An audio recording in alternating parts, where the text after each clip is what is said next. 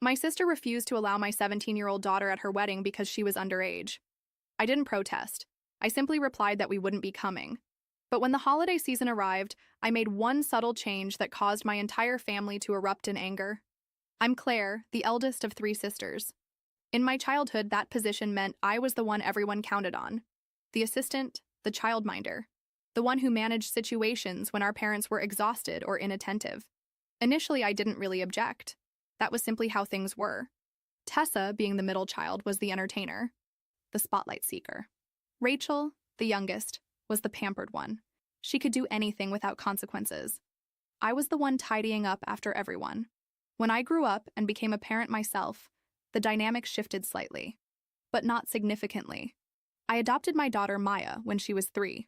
She had these profound, contemplative eyes and this reserved manner of examining the world, as if she was still uncertain about trusting it. I recall the first occasion she addressed me as Mom. I sobbed in my vehicle after leaving her at preschool. From day one, I vowed she would never experience rejection within my family. Not ever again. But despite my efforts, I couldn't fulfill that promise. Tessa became engaged last spring. Grand announcement, impressive ring, elaborate Instagram caption. Naturally, I offered congratulations. Maya even crafted a card for her, cut out small wedding bells and attached them with excessive glitter. Tessa remarked it was nice, then abandoned it in her car's back seat. I discovered it there a fortnight later, partially crumpled beneath a coffee cup. Nevertheless, Maya was thrilled about the wedding. She began browsing dresses online and wondering whether to style her hair up or down. I could sense her apprehension, yet hopefulness. She wanted to be part of it. Then the invitation arrived in our mailbox. It was one of those luxury types, thick paper, golden edging, the kind probably costing more than my monthly utilities. I unwrapped it at the kitchen counter while Maya completed homework at the table. The standard information: venue, attire requirements, response card, website. And then I noticed it. Adults only, 18 plus, strictly enforced, no exceptions. I perused it twice, thinking perhaps I'd overlooked something, but I hadn't. Maya observed my expression. Before I could speak, she glanced up from her notebook and asked, "She doesn't want me there, does she?" I explained, "It's an adults-only wedding." She remained silent momentarily, then questioned, "Is it because I'm adopted?" That question fractured something within me. She expressed it so matter-of-factly, as if it were merely a reality she'd come to terms with. I assured her, absolutely not. Yet I understood what she meant. It wasn't the first such occurrence. Not precisely this, but other incidents. More subtle ones. Slippery remarks. My mother once introduced Maya as Claire's girl, never our granddaughter. Tessa referred to her as your daughter, as if discussing a neighbor's child. There were occasions during family celebrations when Maya would volunteer to assist in the kitchen, and nobody would even acknowledge her. I attempted to believe it was unintentional, that they had no ulterior motive. But this instance, this was unmistakable. I didn't argue. I didn't shout. I simply went online and selected not attending. No explanation. Just no. I presumed that would conclude it. The following day, Tessa messaged me, "Hey, just saw your RSVP. Is everything all right?" Followed by another message. "If this concerns the age restriction, I hope you understand we're being completely consistent with everyone. Nothing personal, correct?" Not personal. Except that Maya is her niece and she's 17, not 7. I didn't respond. Then Rachel contacted me. "Tessa mentioned you're not attending. Why? What's happening?" Then my mother phoned. She never calls just to chat, so I answered, already steeling myself. "Claire," she said, "I heard you're skipping the wedding." "Is this truly about the age limit?" I replied. "Maya isn't invited. I'm not going without her. She's nearly 18. My mother said. "It's not as if she's a small child. She's family." There was silence. "Don't penalize your sister over this. It's just one evening." I didn't debate. I simply stated, "We're not coming," and ended the call. That should have been the conclusion. But then came the group messages, the blame, the barely concealed remarks. "Rachel, can't believe you're creating such drama over one policy. You always have to stir up trouble. Maya's not the only one excluded. This isn't about her. You're making it about her." My mother sent an extensive message regarding family harmony and forgiveness, about how we've all compromised, about how challenging it is being caught in between. I didn't answer. Maya erased the dress photos from her phone. She ceased mentioning the wedding. She didn't weep. But I think that's what pained me most. How unsurprised she appeared. She'd already discovered what I spent too long trying to ignore. So when Christmas approached and nobody had apologized or even mentioned it, I made a quiet decision. I didn't invite them. No major declaration, no confrontation. Just silence. And that's what truly angered them. If you'd questioned me a decade ago about my vision of motherhood, I would have mentioned birthday celebrations, untidy embraces, sparkles on the rug. I wouldn't have mentioned trying to shield a child from people who profess to love you both. When Maya entered my life, she was 3 years old and heartbreakingly solemn. Large brown eyes, gentle curls, and a quiet gaze that made you feel she was committing everything you said to memory, just in case she needed to endure you. She didn't warm up swiftly. She didn't laugh on demand. She didn't run into my arms like a cinematic moment. But when she finally reached for my hand in the supermarket unprompted, I wept in the car park for 10 minutes. My husband Ethan remarked, "That was the moment she chose you, and I've been choosing her every day since." But my family never quite understood how to interact with her. Initially, I attributed it to awkwardness, adjustment. She didn't have my eyes. She didn't bear my surname yet. She didn't join conversations at festivities the way other children did. But it extended beyond that. It was how my mom referred to her as the little one instead of Maya. How Tessa once inquired, "Are you going to tell her she's adopted when she's older?" while Maya was present. How Rachel's children received Easter baskets from our parents with personalized names, while Maya got a generic one with a Happy Spring label. It wasn't blatant. It was more subtle than that, softer, easier to dismiss if you wished to. But Maya perceived it. She always perceived it. I tried to be understanding. I truly did. I explained, I redirected, I gave them the benefit of doubt. When Maya was 6, she informed my dad she aspired to be an artist. He smiled and said, "You'll need something more practical than that." When she was 8, she drew a picture of our family, me, Ethan, and her, and presented it to my mom. My mom smiled, expressed gratitude, then set it aside and never mentioned it again. Maya inquired later why it wasn't displayed on the refrigerator like her cousin's drawings. I was at a loss for words. The first instance I truly lost patience was Rachel's engagement party. Maya was 12. Rachel had invited us. Sort of. We were included in a mass text with a time, date, and location. No "can't wait to see you," no personal message. But we attended nonetheless because I thought, this is how we change it. We continue showing up. Maya wore a light blue dress and those small silver flats she'd chosen herself. She was anxious, kept asking if she looked appropriate, if she could remain near me. At the gathering, Rachel greeted us with a tight smile and a hi, then turned to embrace the next person without asking Maya anything. No compliment, no, "Wow, you look so grown up," just emptiness. We stayed for approximately 25 minutes. Maya remained by my side the entire time. On the journey home, she said, "I don't think she likes me." I said, "She doesn't know you." She said, "She's had 10 years. And I had no response for that. The thing is, I don't believe they ever fully accepted that Maya wasn't temporary. It's as if a part of them thought I'd eventually have a biological child, and this would become a sweet chapter. Something they could refer to as when Claire fostered that little girl.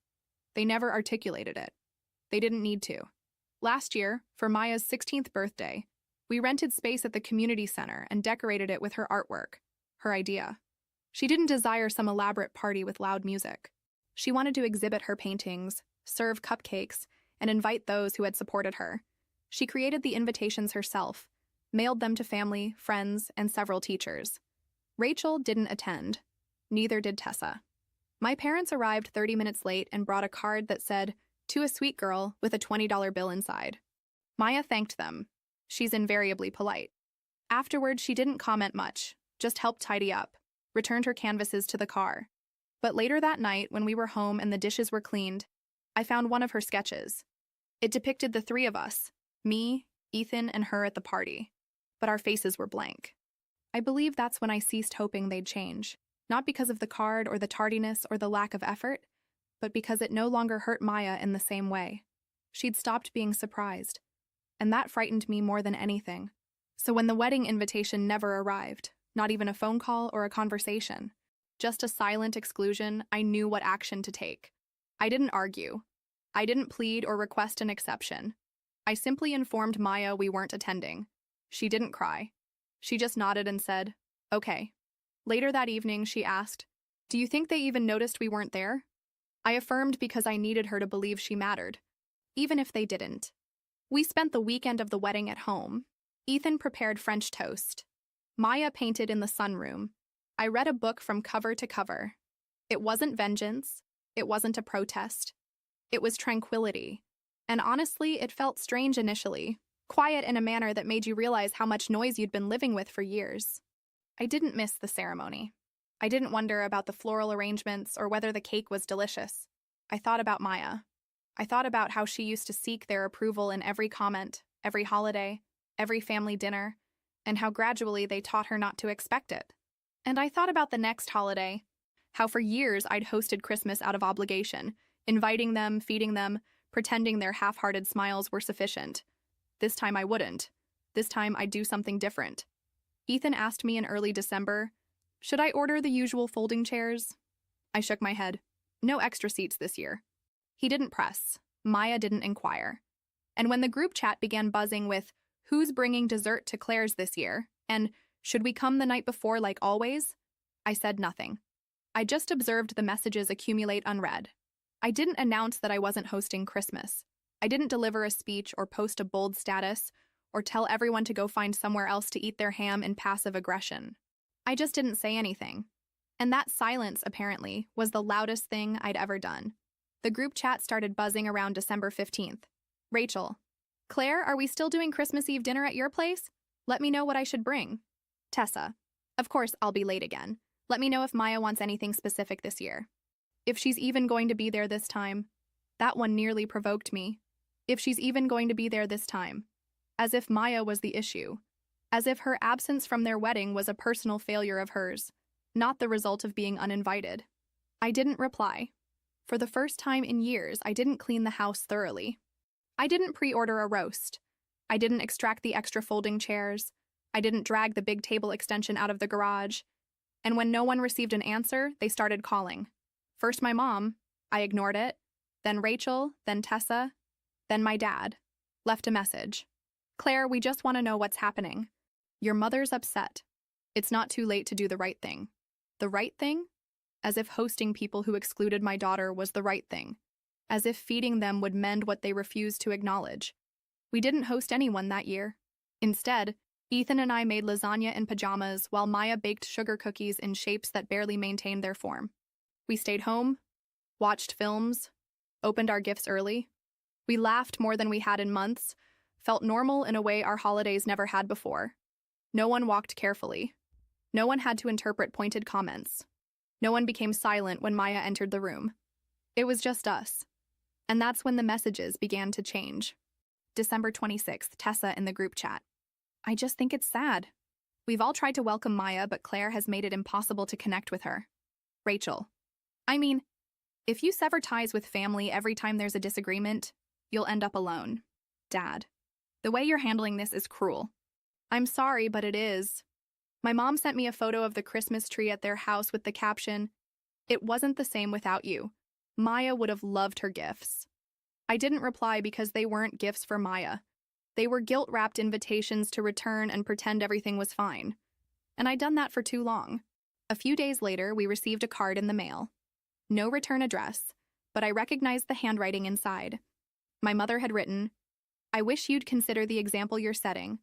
Maya will observe how easily you shut people out." That line resonated with me because I realized that's exactly what I want her to see. Not that love is disposable, but that love, authentic love, doesn't require you to diminish yourself. It doesn't ask you to sit quietly while those around you pretend your pain is too uncomfortable to acknowledge. Maya didn't inquire about the messages, but I know she noticed the tension. She's never been one to ask directly. She just watches, absorbs, as if she's still trying to determine which parts of the world are safe. One evening, she was curled up on the couch with a blanket over her legs, sketching something. She paused, then said, "If I wasn't adopted, do you think they'd like me more?" The question impacted me more than any of the texts. I sat beside her. "Sweetheart," I said, "they'd probably pretend better, but the way they treat people who aren't like them, that was never about you." She looked at me with those same serious eyes from the day I met her and said, "I don't think I want them to like me anymore." And that was the moment I stopped waiting for an apology. A few days later, my father called again. I let it ring. Then he texted, "Your mother's not sleeping. She feels like she's lost you. We know we erred, but that doesn't justify excluding everyone. That's not who you are." I stared at that line for an extended period. That's not who you are. I used to ponder that. Used to question whether I was being too detached, too sensitive, too severe. But no, this is who I am. Someone who finally understands what she will and won't tolerate. Someone who knows that maintaining peace at the expense of your child's dignity isn't noble. It's cowardice disguised as tradition. The final provocation came from Tessa. She sent a voice memo. One of those rambling ones where people attempt to sound composed, but every sentence contains a concealed knife. "I just think it's sad, Claire. You always emphasized how much you love Maya, but now it seems like you're using her as a shield. Like anytime someone doesn't treat her like royalty, you exclude them. That's not healthy. That's not parenting. That's obsession." I didn't listen to the remainder. I deleted the message and blocked her number. Because if loving Maya intensely, completely, is viewed as obsession in their world, then yes, I'm obsessed. I'm wildly, unapologetically obsessed with protecting the person who needed me the most. And nothing they say will make me regret that. New Year's came and went quietly. Maya fell asleep before midnight with a half-consumed cookie on the couch. Ethan and I toasted with tea instead of champagne and watched fireworks without sound. He looked at me and said, "Do you miss them?" I considered it. "No," I said. "I miss the concept of them. But that version never truly existed." He nodded, didn't add anything more, just reached for my hand. I don't know what will occur next. I'm certain they'll continue trying. People like that don't depart silently. There will be more texts, more posts. Perhaps one of them will appear at Maya's graduation next year behaving as if nothing happened. But I've made my decision. There's no major confrontation imminent, no dramatic showdown, just quiet distance. And sometimes that's the most powerful choice of all. It happened on a Thursday, cold, overcast, quiet. I had just returned from work, still wearing my coat, when the doorbell chimed. I wasn't expecting visitors. Ethan was working late. Maya was upstairs preparing a portfolio project for her college applications. I opened the door and there they stood. My parents, on my porch as if it was still 2007, and we were pretending nothing ever went awry. My mom had a plastic container in her hands. I believe they were oatmeal cookies, her specialty. Soft in the center, slightly overcooked around the edges, the kind she used to bake when I was young. "Claire," she said with a breathy little smile, "we thought we'd visit." I didn't respond immediately, just stared at the container in her hands as if it might be rigged. My dad shifted beside her. "Can we enter? Just for a moment?" "No," I said. There was a pause. Surprise perhaps, but not long enough to matter. My mom attempted to recover with another warm tone. "We just wanted to talk. Things became heated, but we're still your family." She offered the cookies like a peace offering. I didn't accept them. That's when the smile began to waver. "You don't have to behave like this," she said, her voice tightening. "We know it's been difficult, raising a teenager, pushing everyone else away," my dad added. "We tried to be patient, we gave you space. But this? You're going to lose your real family over a girl who's going to depart in a few months?" My stomach tightened. "She's 17, my mom said softly. "She'll go to college soon. And then what? You'll be alone. You'll regret this." I could hear the subtext. This wasn't about reconciling. This was about control. And then my mother said it. The thing I believe she'd always believed fundamentally. "I'm sorry, Claire, but she's not blood. She's not really one of us." She said it gently, as if doing me a favor, as if she expected me to nod and say, "You're right." I lost perspective. Instead, I inhaled deeply, stepped back, and said, "You need to leave immediately." My dad appeared taken aback. "Claire?" "No," I said more loudly. "You don't get to arrive here with cookies and pity and act like this is kindness. You don't get to insult my daughter to my face and then wonder why I'm not inviting you in. You're going to regret this," my mom repeated, her voice breaking now. "When she leaves you, when she forgets about you, you'll understand. Our door will remain open. You'll return. You'll realize we were correct." I didn't respond. I didn't need to. I closed the door, secured it, and leaned against it until I couldn't hear their footsteps anymore. I informed Maya the next day. I wasn't going to. I didn't want her to bear their toxicity, but I've never deceived her. Not about anything significant. She sat very still while I told her what they said about her leaving, about not being blood, about me returning one day. She didn't cry, but I could see it in her hands, how tightly she clasped them in her lap, how her shoulders stiffened. They truly believe I'll abandon you? She said. No, I said. They hope you will. That way I'll need them again. She nodded slowly. They don't get to hope things about me, she said. I thought that would conclude it. I should have known better, because a week later my cousin Sarah forwarded me an email that Rachel had sent to the extended family. It was lengthy, rambling, passive-aggressive in the way only Rachel could achieve. But the message was clear. She told them I had deserted the family for a girl who manipulated her way into Claire's life and isolated her from everyone else. She implied Maya had been difficult, distant, and ungrateful, that my relationship with her was unhealthy, that I was obsessed with protecting her from imaginary slights. It was repulsive. And worse, it was effective. People began reaching out. Aunt Linda texted me asking if I was all right.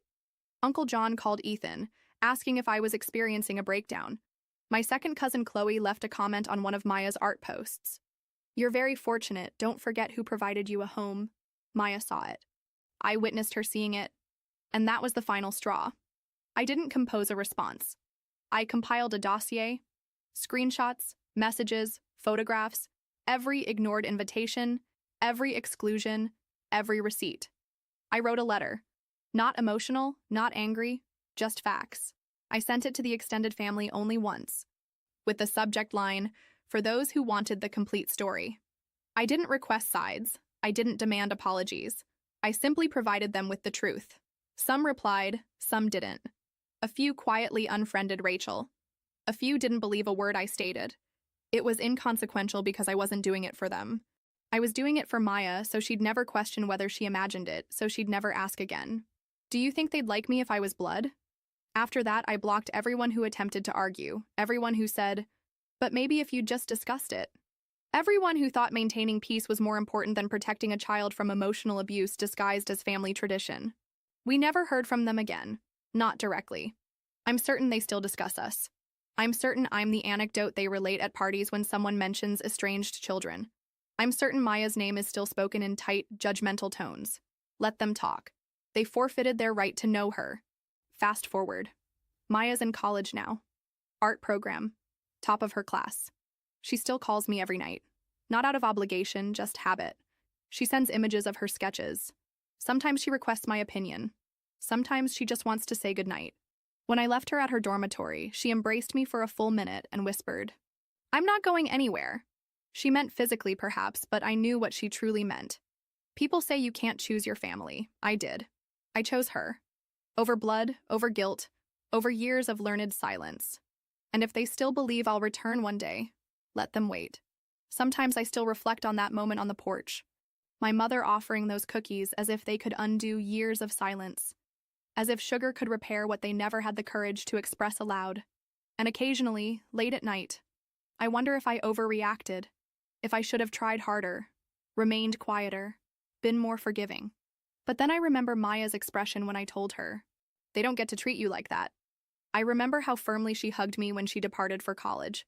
I remember that I promised her something no one ever promised me growing up, that I'd choose her every time. Do you think I did the right thing? Share your thoughts below. And if you want more stories like this, remember to subscribe.